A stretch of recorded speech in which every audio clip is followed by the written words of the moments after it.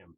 So with that, let's not hesitate any further. We're going to have Anthony, who I think many of you already know pretty well here, but we're going to have Anthony, K8ZT, is going to tell those of us, or those, it's going to be for you to share. We're going to share this with other people, but a lot of people don't know what call sign that they want to have. And maybe, just maybe, Anthony's going to share some stuff here that would be enlightening to some, particularly to some of the newer people. So fortunately, we're going to have this recorded and we'll be able to have it up on our webpage. So with that, Anthony, just a quick introduction of yourself, and then you can jump right in. But over to you, and I'm going to mute myself, and I appreciate it if everyone else mutes themselves until afterwards, so we can have a few follow-up questions. So with that, take it away, Anthony.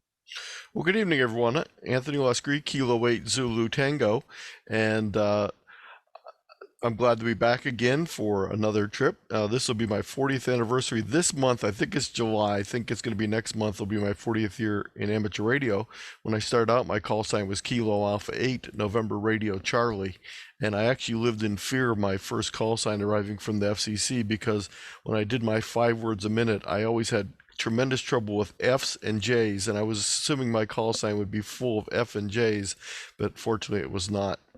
So this is a presentation that was expanded from the one that I did for the QSO today, and the link for this is tiny.cc/idealcall, and that'll get you links to all the materials, including the spreadsheet, which I'll be going through, that helps you go through and sort of sort the calls you're interested in. A call sign is a abbreviation, a combination of identifying letters and numbers assigned to an operator for use in communication, such as radio. And the first known use of the word call sign was in 1907. As you'll see, amateur radio operators did not initially use call signs. There were very few people on, and the stations understood who everyone was, and they recognized their fist or their voice. And as time went on, we needed a more formal way to identify people. Even before the mandatory use of call signs, the concept started to be introduced. When making contacts via Morse, giving a full name and or address was very long and cumbersome.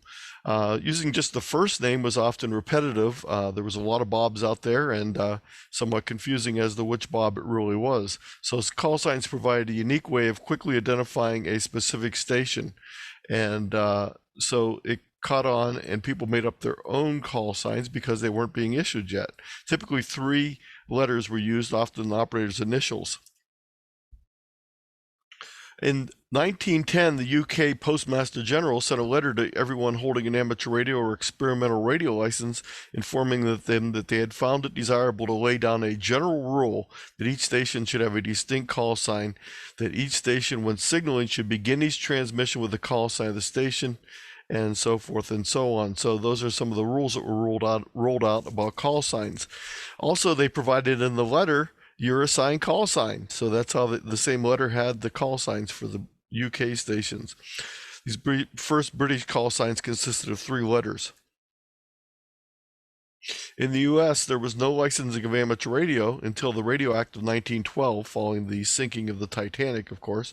Before this, the early radio amateurs had allocated themselves call signs on an ad hoc fashion, typically using 3 letters, often their initials or abbreviations for their town, i.e. the first vanity call signs. Not to be confused with the earlier official call signs, which were often shown without the ITU prefix. So if you see a QSL card that says 1ABC, that's not a made-up call sign. That's actually an official call sign. They're just not showing their ITU prefix, which was W for everyone when we started out. Despite the lack of official call signs, in 1909, Modern Electric's magazine published a listing of U.S. stations and their self-assigned call signs, also their approximate wavelength on which they transmitted, with the spark coil length or the transmitting power. And you can read these old Modern Electrics online. They're pretty interesting, and I have a link here to some of them.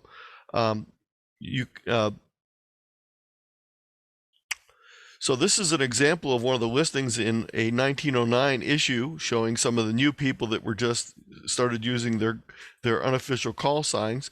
And then once a year they publish the Blue Book, and you can actually download the 1909 May Blue Book for a listing of hams in that period.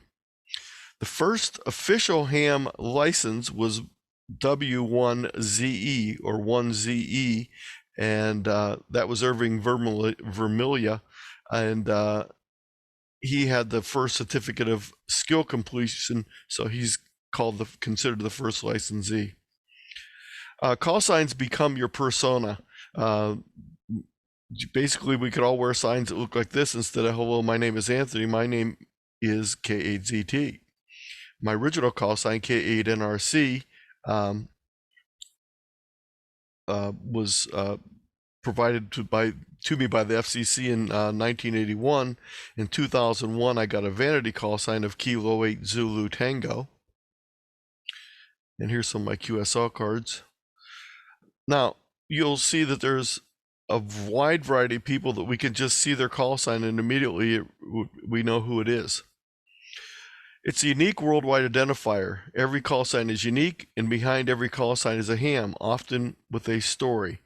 Where you lived when you first got your license, when you got your license, the call sign you got after upgrading your license, moves you had made over the years, and even who originally had your call sign, as many call signs are being reissued.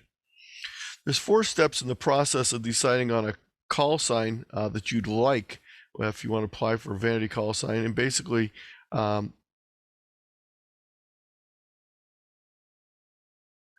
deciding on the type of call sign you're looking for, look for available call signs, use the spreadsheet, and apply for the vanity call sign. We'll go through a lot more detail on that.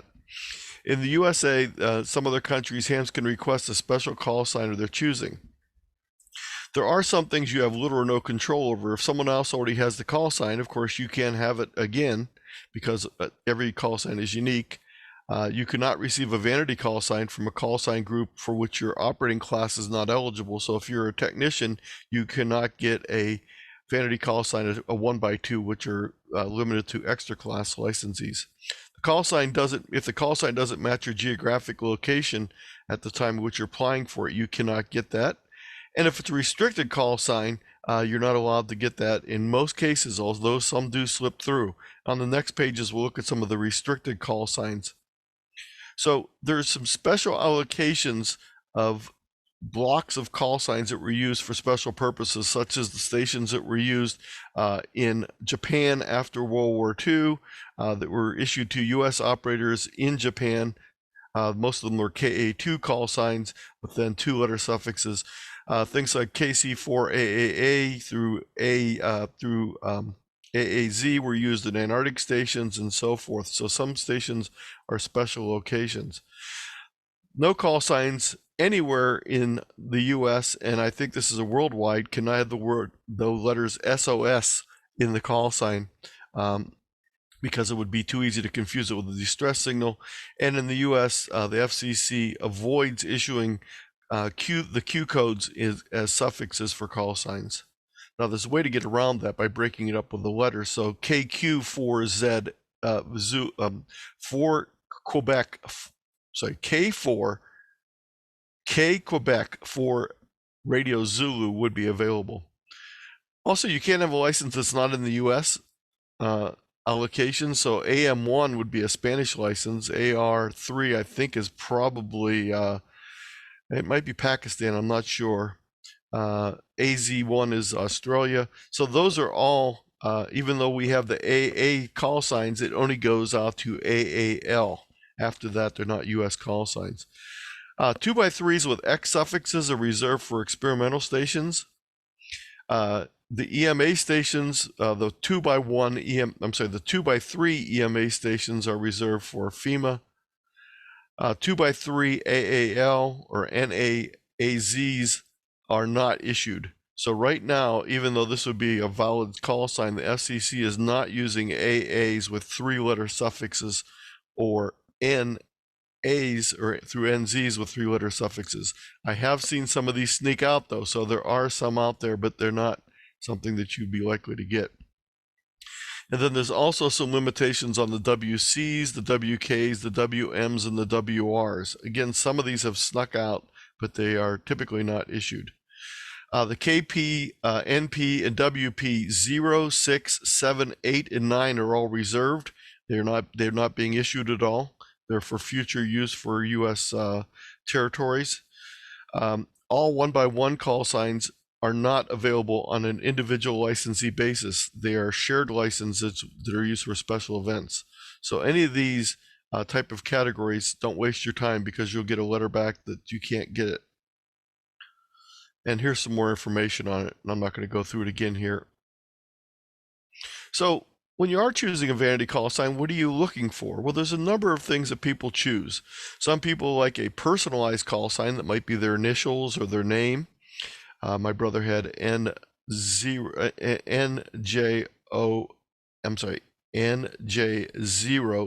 for Joe. You might like a cute, clever, captivating, winsome type thing, or maybe optimized character call signs. We'll talk about what each of these three are. So personalized call sign choices can be a name, initials, or nickname. It can be a location, such as a state abbreviation. So if you worked at the West Virginia QSO party last week, you might have worked WV8WV or one of the other WV stations in West Virginia. W2NYC, of course, is in New York City. And you go down south for W4 Dixie and out to California for W6BAY. It could be a club name like the Potomac Radio Club or the Colorado Amateur Radio Club, the GM Club up in Michigan, or the QRP Club, the New England QRP Club. It might be your alma mater, such as Michigan State, USC, TCU, Alabama, etc. It might be your favorite sports team. It might be a historical call sign. A call sign that's held by a relative is not really a vanity call. It's a special type of vanity that can only be issued under some certain circumstances. You can apply for and get a call sign of a deceased relative or a call sign that was formerly held by a relative if it's no longer in use. You can also get a call sign that's derived from another service. So let's say you worked at CBS, you might want W2 CBS, which is not actually the same as CBS. Of course, it's a different type of call sign. Or a historical event or historical figure, such as WW2WW for World War II, or William Penn, or Honest Abe Lincoln K9 Abe, or W5LBJ. These are all examples of what I would refer to as personalized call signs. Cute call signs are clever, endearing, captivating, winsome, comical, etc. choices that include a wide variety of call signs that are cute. Either visually, when you look at it, it has a nice, either symmetrical or something about it that just looks interesting. So this call sign, you can turn it over upside down and it'll be the same call sign. So you can reverse it, and this call sign it repeats, but it can't be turned over. Some people choose their like a call sign based on the phonetics that they use when they make up their own phonetics, as opposed to the approved NATO phonetics. So I'm sure many of you have worked the Huntsville, Alabama group during field day on phone when they do Kilo 4 Big Fat Turkey. It's not quite as much fun when you work them on CW because you don't get to see the Big Fat Turkey go by. Or a lot of people with MM at in their suffix will use Mickey Mouse or W9 Old Pumpkin. There's also some other cute variations, such as initialisms and acronyms, and I'm not going to split hairs between that, but basically the difference is an acronym, you can pronounce it. So K2ELF would be an example of an acronym that you could pronounce, whereas K2SWR, of course, you can't say the word SWR. Some people swear that they can, but you can't really swear on that. So that's the difference between an initialism, you can't pronounce it, and an acronym, which you should be able to pronounce as a word. Also, things that spell words such as fox or pie or car, or abbreviations such as YL or old man. When people are doing these cute call signs, quite often they use the numbers 1, 0, or 5, which are visually to the I, O, and S, and they spell cute combinations such as kite, corn, washed, nosy, kiss, and icon. Now, the third group is what I refer to as optimized characters. We're not really so much concerned with what the call sign looks like or if it sounds funny or things like that. What we're doing is we're trying to get a call sign that's easy and fast to send. It's easier for the station on the other end to receive with fewer errors, and it has a fast recognition for quicker exchanges. So sometimes this might be examples. If you're a CW operator, you might want to choose letters that have a lot less dits and dahs in them to minimize the number of key movements that you're doing. So optimized call sign, which I'm going to abbreviate here as OC in a lot of cases, are probably the most challenging to select, because the criteria can be both subjective and personal. In addition to things you can count, such as the number of dits or dahs, there's subjectivity as to what sounds better or which is easier to copy. The typical optimizations, the first one is probably the most common, is just getting a shorter call. A 1x2 is a highly desired call sign. It's short. It's got the minimum number of characters other than a special 1x1, and it's got a traditional type of format. So even though the 2x1 is just as short as a 1x2, a lot of people prefer 1x2s because it's just the way that it usually sounds. So as you keep getting more letters in the suffix or the prefix, that increases the length of the call sign. So 1x2s, 2x1s, 2x2s, 1x3s, and finally 2x3s. So these would be the longest call signs. The CW character lengths and rhythms are important to a lot of people, and to other people, the phonetic clarity and combinations of characters are very important.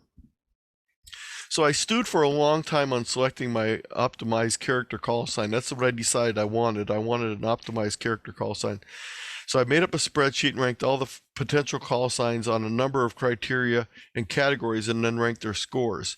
To develop the criteria, I used a wide variety of sources: articles by experienced contesters or DXers, phonetic studies, psychology and wording studies, graphic arts and marketing studies, personal experience, and subjective input from fellow hams.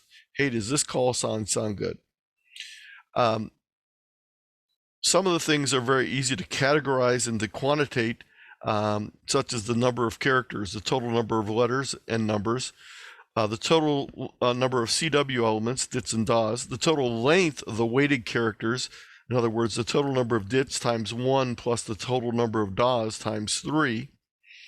And then the visual appearance. Even though I wasn't going for cute, it's always nice if it looks good on a QSL card or on a license plate. Letter clarity was very important. How clear are the sounds of the letters on voice with and without phonetics? So B, D, E, T, and other sound alikes are very problematic without phonetics. R, X, O, etc. have their own very unique sounds and are easier to distinguish. Phonetic clarity is how the call signs sound in phonetics, and how easy and clear each phonetics is to pronounce, both singularly and combined together in the call sign. A lot of people put a lot of emphasis on emphasis letters for DX polyps in both CW and single sideband. Hard consonants are often thought to sound best at the end of a call sign on single sideband. Ending in a DA instead of a DIT is usually preferable in CW. And but some letters such as K can be confused as a pro sign. So even though K ends in a DA, having a K at the end of your 1x3 might be mistaken for a 1x2, and then you're sending a K for the other station to go ahead. How the rhythm sounds in CW. And again, if you're just a phone operator, you could care less, but if you're a CW operator, that's important to you. So what I did is I put my calls, my potential calls that I was looking at, into a Keyr's memory and played them back at various speeds to listen to them. And a very convenient way you can do this is you can go to this website, Morse Code Decoder, type in your call sign, and it'll spit out the output for you to listen to. And you can try it at different speeds and see what it sounds like. So again, that's this link right here, Text to Morse Decoder. You can simply come in here and put in your call sign, and then play it back. Y'all hearing that? Good. Okay. Yes. So that's very easy to use, and you can try out different call signs. Another criteria that you might want to use is to exclude certain call signs. I would never choose a call sign again. I still have trouble with F's and J's, so I would never have a call sign with those in there because they just don't flow off my fingers very quick on the keyer. Letters are difficult or non-existent in certain foreign languages, so we forget that not everyone has English as their primary language, and a lot of alphabets around the world don't have all the same letters. So, for example, in Italian, there's no J. So some letters are just not commonly. I feel sorry for people who don't use a Roman alphabet and all the characters are not in their native language. And again, that just a real quick word of when you're sending phonetics. Remember when you say S as in Spain, well, Spain doesn't. The word Spain is España and it starts with an E. So when you start doing tricky things like that, it can get very confusing. Or G as in Germany is very confusing also. So it's best to stick to the common, suggested phonetics in most cases. There's also the idea of some people think that it's sort of neat to have a call sign that's very similar to a famous person's call sign, but that can be very problematic because what will happen is people will keep busting your call sign for the other person's call sign and contesting until you get established. When I first started out with K8ZT, K8ZT is very common. He does a lot of contesting out of Michigan, and we would always be mistaken for each other. And in the beginning, because of super partial check in the logging software, they always mistook me for him. He was not the other way around. Now we're about evenly mistaken together, and he always says I'm just one. I always tell him he's just one dit short of an excellent call. So there, you have to remember that when you're picking things. I rated my call signs on a 1 to 10 category for each of them, and then I found the average score for each call sign. And this may sound obsessive, but my wife Linda told me that I definitely was. But I had my call sign for over 20 years at the time, so I really wanted to not have to pick another one. After you've selected and ranked your call sign selections, you need to complete your FCC vanity application. And it's somewhat competitive sometimes, especially for call signs that people really want. So you want to make sure you follow all the tips and hints. So these are 5 great websites, actually 6 great websites for information on call signs. Everything from the FCC's own page on vanity call signs, the ARRL's page, and then a couple sites that were just set up to help people, like AE7Q's site was set up to help people that were looking for vanity call signs. And KJ4C also has a site that was set up for that purpose. So this is what my spreadsheet looks like, and we'll pop it up here in a moment. It's free. When you click on it, it's going to open up a link that says, hey, do you want to make a copy? And you only have one choice, and that's to make a copy. And by doing that, you now have the ability to put your own call signs into it without changing it for someone else. And there's a set of instructions at the beginning, and then I have canned call signs in here to show you what they're going to work like. And you can add call signs to this. And it will automatically fill all the information in for you on the ones that can be quantitated. And then for the ones that are subjective, you'll need to put in a ranking for each of those. So just an example of how this works. And it does things like the number of characters, the number of character elements, and then the weighted length.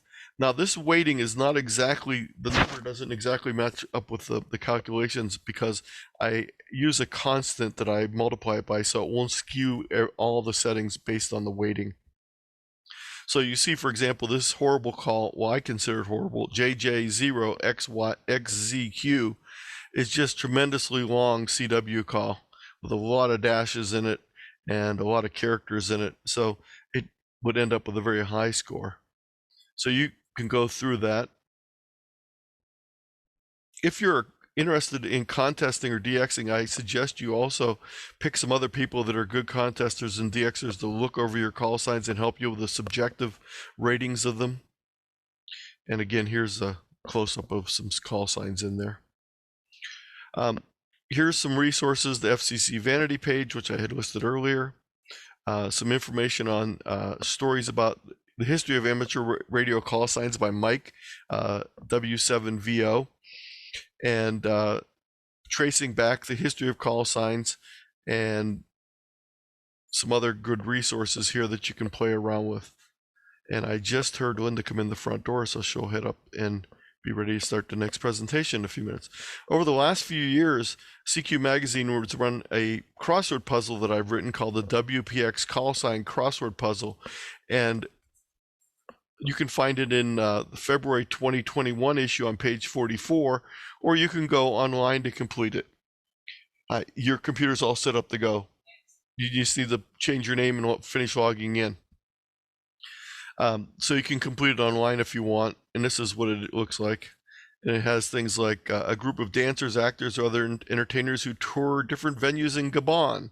So you'd have to figure out what the prefix for Gabon might be, and then figure out how it works. So you can fill that out, and I've done that for a couple of years now. So again, the link is tiny.cc/ideal callsign. That'll get you this information, and you can click on that then for the spreadsheet link. Any questions, comments? I have a question. Yes.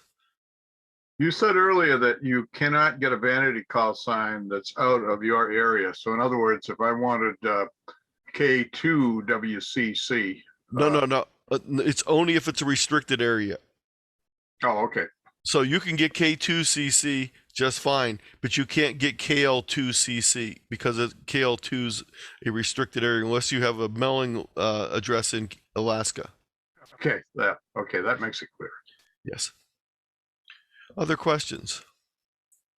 By the way, Anthony, I had, when I first started in the early 60s, there was a ham in our area who had been around for a long time. And he was one of the people going back to the before licensing days.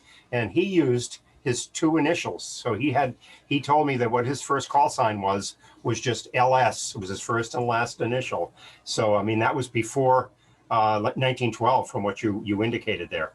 Yes, that would be. And I think is the shortest call weight-wise in the United States, is that N5EE? Yes, it is. And some people go sort of crazy on the E's, like E5, EE in Spain. And if they send sloppily, all that quickness goes down the drain when someone busts the call. So you have to remember that sometimes just having DITs in your call can be rather confusing because it's hard to compare DITs when there's no DAWs there to compare them against. One of the guys yes. in our club, our contesting club, he was operating from Spain a number of years ago, and someone had talked him into doing E5EE, and it did present some problems. It's funny sometimes things you don't expect that are going to cause a problem. Like when I was operating from Delaware on field day, when I would send the DE for the exchange on CW, people thought I was using the ProSign DE, and they thought I was going to send something after it. So even something as simple as that can sometimes cause problems. Another thing too is once you've invested time with a call sign, quite often if you're a contester, you probably don't want to change it because there's that recognition there.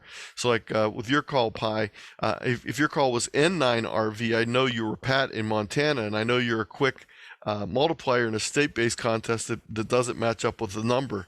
So by remembering some of those, that's one of the things I tell beginner contesters is learn some of the contesters' call signs, especially the ones that don't match the states, so that you can pick up a quick multiplier.